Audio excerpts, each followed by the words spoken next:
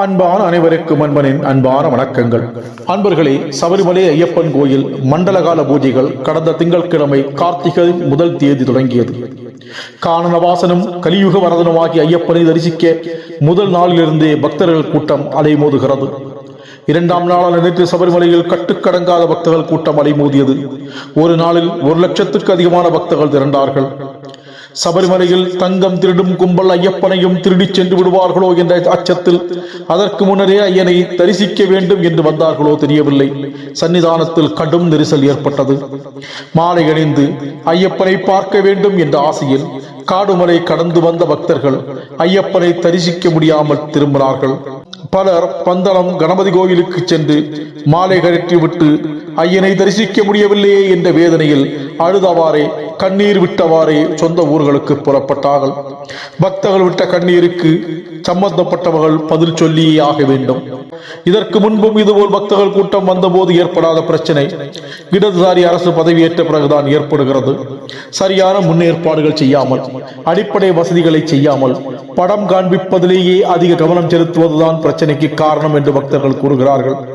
ஐயப்ப பக்தர்கள் மாநாட்டை நடத்தியவர்கள் ஐயப்ப பக்தர்களுக்கு வசதிகள் செய்ய கவனம் செலுத்தாதது ஏன் என்ற கேள்வி எழுந்துள்ளது.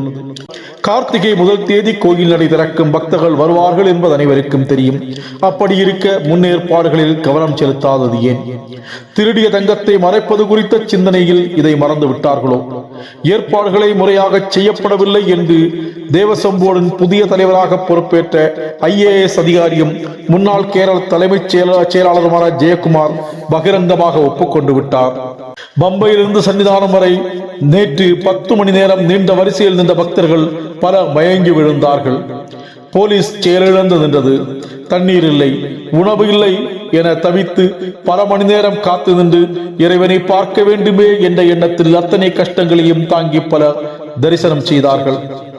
பக்தர்களை கண்ணீர் விட வைத்த அரசையும் தேவசம்போடையும் சபித்தவாறே பல பக்தர்களும் திரும்பினார்கள். ஐயப்ப சேவா சங்கம், ஐயப்ப சேவா சமாஜம், அமிர்தானந்தமயி மடம் உள்ளிட்ட அமைப்புகளின் சேவை பணிகள் தடுக்கப்பட்டன. அன்னதானம் வழங்கிய தன்னார்வலர்களுக்கு தடை விதிக்கப்பட்டது. இந்த ஆட்சியில் பம்பை வரை பக்தர்களின் வாகனங்கள் வருவது தடுத்து நிறுத்தப்பட்டது. நிலைக்கலிலிருந்து பம்பை வர கட்டணம் பஸ்ஸில் 50 ரூபாயாக வசூலிக்கப்பட்டது. வரிசையில் நிற்பவர்களுக்கு தண்ணீர், பிஸ்கட் கொடுக்க ஆள் இல்லை. நீண்ட வரிசையில் காத்து நிற்பவர்களுக்கு உட்காருவதற்கான வசதியும் இல்லை. தேவைக்கேற்ப கழிவறைகளும் இல்லை. பம்பை நதி சுத்திகரிக்கப்படவில்லை. இதனால் நதியில் குளிப்பதே ஆபத்தை ஏற்படுத்தும் நிலையில் உள்ளது. சபரிமலைக்கு எதிராக தொடர்ந்து சதி திட்டம் தீட்டும் கும்பல், பெண்களை சபரிமலைக்கு கொண்டு செல்ல முயன்ற கும்பல், ஐயப்பனுக்கு எதிராக, சபரிமலை ஆலயத்துக்கு எதிராக செயல்படுகிறதோ என்ற அச்சத்தை இந்த சூழல் ஏற்படுத்தியுள்ளது. இந்த ஆட்சியாளர்கள் ஒன்றை புரிந்து கொள்ள வேண்டும். சபரிமலையில் பெண்களை கொண்டு செல்ல வேண்டும் என்று ஒற்றை காலில் நின்று முயற்சி செய்த பலரும் தங்கம் கடத்தல் வழக்கில் சிக்கி சிறைக்கு சென்று கொண்டிருக்கிறார்கள் என்பதை உணர வேண்டும். கலியுக வரதனாகிய ஐயப்பனிடம் விளையாடினால் அதற்கான பலனை அனுபவித்தே தீர வேண்டும். அனுபவிப்பார்கள் என்பது திண்ணம். தொடர்வோம். உங்கள் கிரீஷ்.